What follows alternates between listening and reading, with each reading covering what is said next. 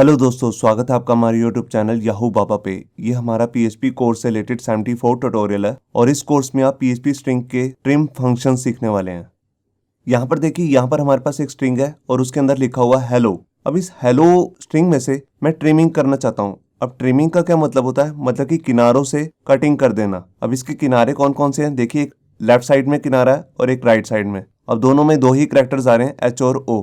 और मैं चाहता हूँ इस स्ट्रिंग के अंदर जहां पर भी एच और ओ आ रहे हैं उनकी ट्रिमिंग हो जाए। अब एच हो सकता है लास्ट में भी आ रहा हो या स्टार्टिंग में आ रहा हो, या ओ भी जो स्टार्टिंग में आ रहा हो या लास्ट में आ रहा हो, तो उसकी ट्रिमिंग हो जाए। तो जब इस स्ट्रिंग की ट्रिमिंग हो जाएगी तो ये कुछ इस तरीके का दिखेगा। ये देखिए, तो इस तरह की जब भी हम ट्रिमिंग करना चाहते हैं पीएचपी के अंदर किसी स्ट्रिंग की, तो उसके लिए हमारे पास स्पेशल फंक्शन आता है जिसे हम कहते हैं ट्रिम।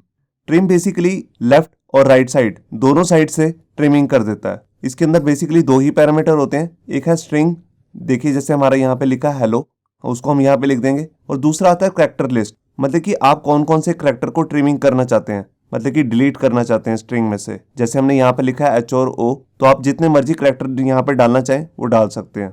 ट्रिम से ही मिलते जुलते दो फंक्शंस और भी हैं, एक है आर ट्रिम, एक है एल ट्रिम। आर ट्रिम का मतलब है राइट ट्रिम, मतलब कि राइट साइड से अगर आप किसी चीज को ट्रिमिंग करना चाहते हैं तो आप इस फंक्शन का यूज कर सकते हैं। और अगर आप लेफ्ट साइड से ही सिर्फ ट्रिमिंग करना चाहते हैं तो आप एल ट्रिम का भी यूज कर सकते हैं। दोनों में पैरामीटर जो है वो सेम रहेंगे ट्रिम की तरह। और यहाँ पे आर ट्रिम की तरह एक हमारे पास दूसरा फंक्शन भी होता है जिसे हम कहते हैं चॉप। ये बिल्कुल आर ट्रिम की तरह काम करता है, ये सिर्फ राइट से ही ट्रिमिंग करता है।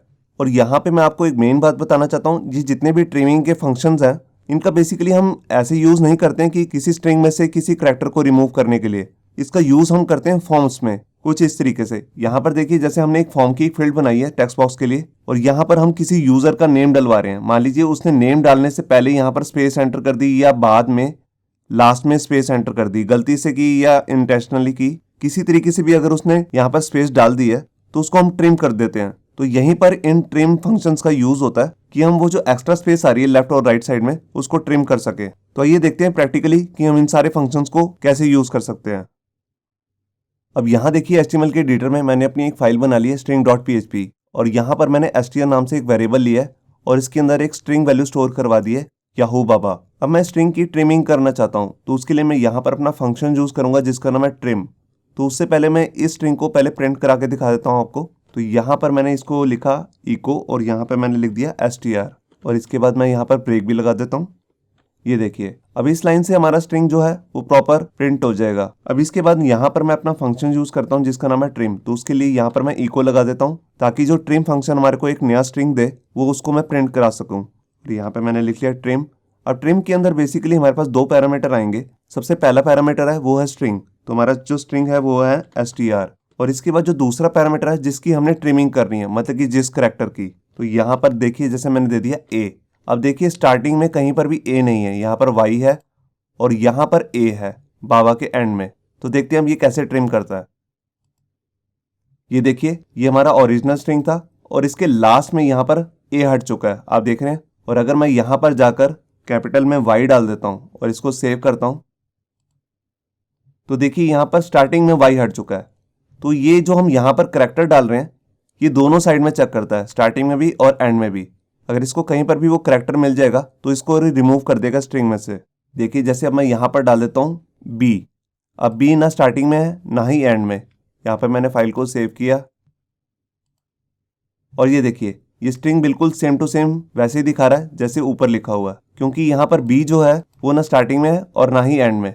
अगर मैं यहाँ पर लिख दूँ बी ए तो ये इसको रिमूव कर देगा। देखिए, जहाँ पर बी ए जो है वो बिल्कुल लास्ट में आ रहा है, तो इसको ये ट्रिम कर देगा। मैंने यहाँ पर फाइल को सेव किया और ये देखिए, यहाँ पर पहले बी और ए को रिमूव किया इसने, फिर उसके बाद में लास्ट में एक और ए बच रहा था तो इसने इसको भी यहाँ पर चेक किया कि ए यहाँ पर एग्जिस्ट कर रहा है, इसको भी इसने रिमूव कर दिया। और अगर मैं यहाँ पर जाकर इस स्ट्रिंग को थोड़ा और बड़ा कर देता हूँ, मतलब कि जो हमारी ये कैरेक्टर लिस्ट है इसमें डाल देता हूँ वाई, तो यहाँ पर देखिए वाई जो है वो बिल्कुल स्टार्टिंग में आ रहा है। तो इनमें से ये सारे कैरेक्टर्स को अलग अलग चेक करता है, ना कि इकट्ठे। तो यहाँ पर मैंने फाइल को सेव किया और ये देखिए, यहाँ पर पहले ए बी ए लास्ट वाला रिमूव हुआ नीचे से, फिर उसके बाद देखिए पहले वाई यहाँ पर आ रहा था, वाई को इसने यहाँ से स्टार्टिंग से रिमूव किया, उसके बाद बचा ए।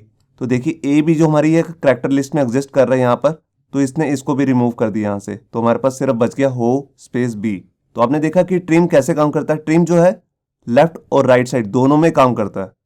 अब मैं आपको दिखाता हूँ सिर्फ आर ट्रिम को यूज करके। देखिए आर ट्रिम हमारे पास एक फंक्शन है जो सिर्फ राइट से ट्रिम करता है।